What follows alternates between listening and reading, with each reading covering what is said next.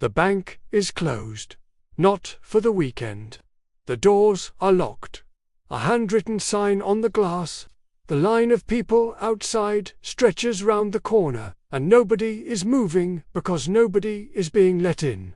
Your savings are inside, all of it.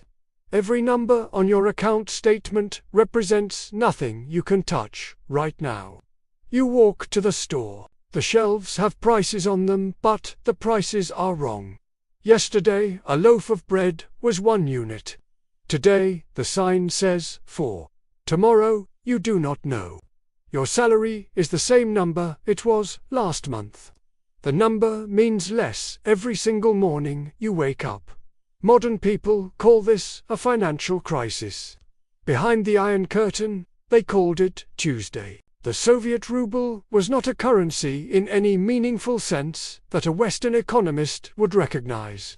It was a number assigned to things by the state, bearing no relationship to the actual scarcity or value of those things, accepted in official transactions because no alternative was legally permitted, and understood by everyone who used it to be worth approximately what the state said it was worth, which, during the periods of maximum dysfunction, was almost nothing. People did not stop trading. They did not stop acquiring the things they needed. They did not wait for the official currency to become functional again. They built a parallel economy from scratch, using vodka as currency, using cigarettes as a medium of exchange, using soap, sugar, and nylon stockings as stores of value that held their purchasing power when paper held nothing, using networks of trust and reciprocity that moved goods and services through an entire society without a single ruble changing hands. Stay with me, because number 5 on this list is the most counterintuitive economic survival method from behind the Iron Curtain, a store of value system used continuously across the entire Soviet bloc that required no bank account, no financial institution, no government permission, and it is available to you right now, today, for less than the cost of your monthly streaming subscription. Let's begin. Number 1. Commodity currency, vodka, cigarettes, and soap. In the autumn of 1991, as the Soviet Union entered its terminal economic collapse, a plumber in Kyiv named Mikola stopped accepting rubles for his work. Not because he was making a political statement, because rubles could not buy anything useful. He accepted vodka, half a liter of vodka per hour of skilled plumbing work. The rate was understood, accepted, and considered fair by everyone involved. His clients found vodka. He accepted it. He used it to pay the man who fixed his roof, who used it to pay the woman who repaired his boots, who used it to acquire food from a farmer who needed no vodka himself but knew 3 people who did. The vodka circulated. The work got done. The rubles sat in drawers. This was not unusual. This was the economy. Commodity currency, physical goods that hold intrinsic value and are widely desired, has served as money across human history whenever official currency systems have failed. The specific commodity varies by culture and crisis. Cigarettes served this function in prisoner-of-war camps with a precision and stability that economists have studied as a model of spontaneous market formation. Salt served it in ancient trade networks. Alcohol has served it in every major currency crisis of the 20th century. The properties that make a commodity function as currency are specific and consistent. It must be divisible into small units. It must be widely desired across the population. It must be durable enough to store without degradation. And it must be portable enough to carry in transactions. Vodka meets all of these criteria. A standard bottle is a unit. It does not expire on a human-relevant timescale if stored correctly. It is universally desired across a population regardless of individual consumption preference, because even a non-drinker can use vodka to acquire things from someone who does drink it. Soviet economic researchers who studied the collapse period documented transaction chains of extraordinary length, goods and services passing through 7, 8, 10 exchanges, each denominated in vodka, without a single participant in the chain being primarily a vodka drinker. The vodka was not for drinking. It was for paying. Modern financial advisors recommend gold as an inflation hedge. Soviet plumbers recommended a case of vodka in a cool, dark corner of the basement. They were not wrong. Number 2. The skill barter network. When commodity currency is scarce, the second parallel economy that emerges is direct skill exchange. I do this for you. You do that for me. No medium of exchange required.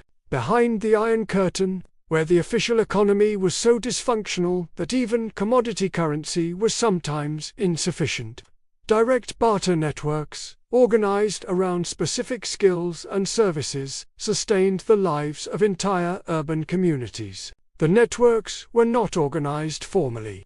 There was no ledger, no membership, no administration.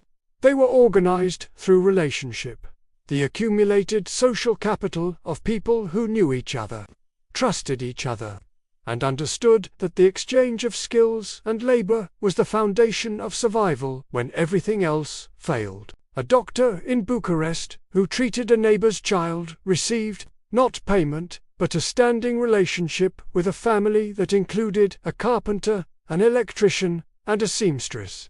The doctor's household roof was repaired. The doctor's daughter's school uniform was sewn. The doctor's building's electrical fault was fixed. No money changed hands across any of these transactions. The original medical service had propagated through a network of reciprocal obligation that sustained every participant more effectively than the official currency could have. This is not simple, direct exchange. It is a social credit system, where the currency is reputation, demonstrated competence, and the memory of favors given and received. The Soviet bloc underground economy ran on this social credit to an extent that formal economists consistently underestimated when analyzing why the system persisted. Despite its obvious dysfunction, it persisted because, underneath the official failure, a functional human economy was running continuously. Built from skills, from trust, and from the understanding that the most valuable thing a person can possess in a failing system is the ability to do something useful for another person. Number 3. The hidden value store. The question that every person in a failing currency system eventually confronts is, where do I put my value so that tomorrow it is still worth something? The official answer, the bank account, the savings deposit, the government bond, fails the moment the official system fails. By definition, behind the Iron Curtain, the answer had been worked out across generations of people who had watched official currencies fail repeatedly. The pre-revolutionary ruble, the post-revolutionary ruble, the wartime ruble, the post-war ruble, and who had developed, through that repeated experience, an instinctive understanding of what holds value when paper does not. Small denomination gold, not large bars.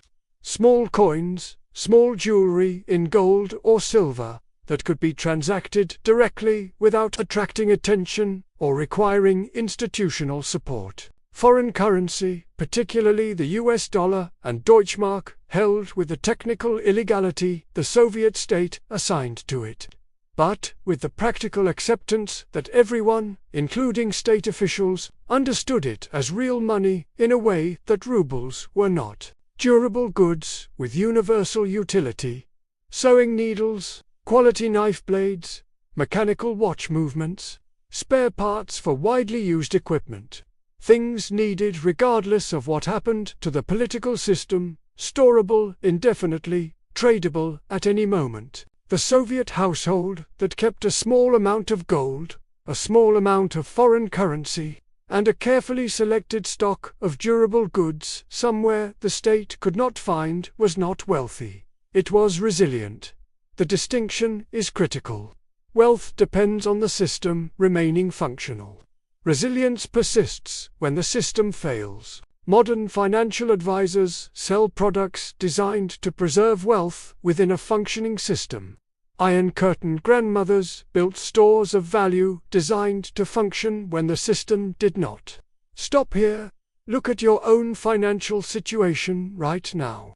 If every bank account you hold became inaccessible tomorrow, not empty, just inaccessible, what physical value do you have available?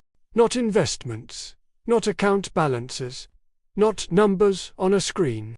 Physical objects you could trade, skills you could offer, relationships of reciprocal trust you could activate. For most modern people, the honest answer is almost nothing. The average modern household holds less than 1 week of physical tradable value outside the financial system. Iron Curtain families operating inside a system that had already failed them multiple times held months. Some held years. Write in the comments, what is the most valuable physical tradable thing in your home right now? The exercise of answering this question honestly is the beginning of the kind of thinking that kept Iron Curtain families solvent when the official system was not. Number 4. The black market navigation system. Every controlled economy produces a black market. Without exception, the relationship is causal, not coincidental. When official prices are set by the state rather than by supply and demand, shortages appear in the official market and surplus appears in the unofficial one. People move goods from the surplus unofficial market to the deficit official market and accept payment in whatever the traffic will bear. This is not crime in any morally meaningful sense.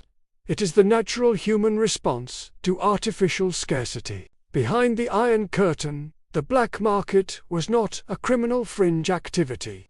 It was the primary mechanism through which goods that the official system could not deliver were distributed to people who needed them. Estimates from economic historians studying the late Soviet period suggest that between 30 and 40% of all goods and services consumed in the Soviet economy moved through unofficial channels. The Iron Curtain black market had its own geography, its own protocols, its own price discovery mechanisms, and its own enforcement based not on law but on reputation. Since a counterparty who cheated in unofficial transactions had no legal recourse and therefore depended entirely on the continued trust of the network. Navigation required specific skills transmitted through social networks rather than formal education. How to identify a reliable counterparty. How to signal need without explicit statement. How to price a transaction in a market with no published prices. How to maintain the discretion that kept all parties safe. These were not exotic skills. They were ordinary social intelligence applied to economic survival.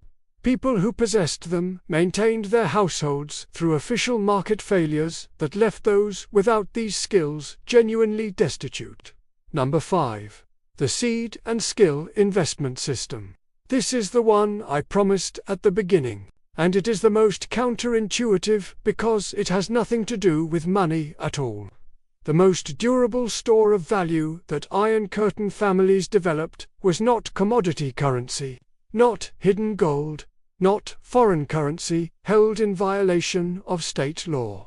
It was knowledge, specifically the knowledge of how to produce, preserve, repair, and distribute the things that human beings need to survive, and the seeds, literal agricultural seeds, that converted that knowledge into tangible annual production. A family that could grow food, preserve food, heat a home, repair clothing, and purify water without purchasing any of these from an external system was a family the economic system could not impoverish. It could reduce their monetary wealth to zero. It had no mechanism for reducing their practical wealth, because their practical wealth existed entirely outside the monetary system. Iron Curtain families who maintained these skills emerged from the 1991 collapse in incomparably better condition than those who had become fully dependent on the official distribution system. The seed bank kept in a cool, dry place. The knowledge of fermentation, root cellar storage, water purification, basic repair. The social network of people with complementary skills who could be activated under crisis. This was not prepping in the modern sense of stockpiling purchased supplies. It was the maintenance of human capability that the official system was designed, whether intentionally or not, to make unnecessary, and when the system failed, as it did, abruptly and without warning, that maintained capability was the only thing standing between survival and destitution. Here is the truth that runs through everything in this video. Money is a social agreement. It has value because the people who use it agree that it does. When that agreement breaks down, when enough people conclude simultaneously that the number on the paper no longer corresponds to anything real, the value evaporates. This has happened repeatedly. Weimar Germany, post-Soviet Russia, Zimbabwe, Venezuela, Argentina. It happens somewhere on the planet in every decade, without exception. The people who survived these collapses did not survive because they predicted the timing. Nobody predicts the timing. They survived because they had built, gradually and without urgency, the physical and social infrastructure that functions when the monetary infrastructure does not. Commodity stores that hold value outside the banking system, skills that can be exchanged directly, social relationships deep enough to activate mutual support under crisis, a seed bank and the knowledge to use it. None of this requires wealth to build. It requires only the decision to build it before the moment it becomes necessary. Because that moment, when it arrives without warning. The Soviet families who were ready did not know they would need to be ready. They were ready anyway, because their grandmothers had taught them, with a calm that only comes from having already survived one collapse, that the system could be trusted to do one thing reliably, fail, and that the correct response was not panic. It was preparation. Start today.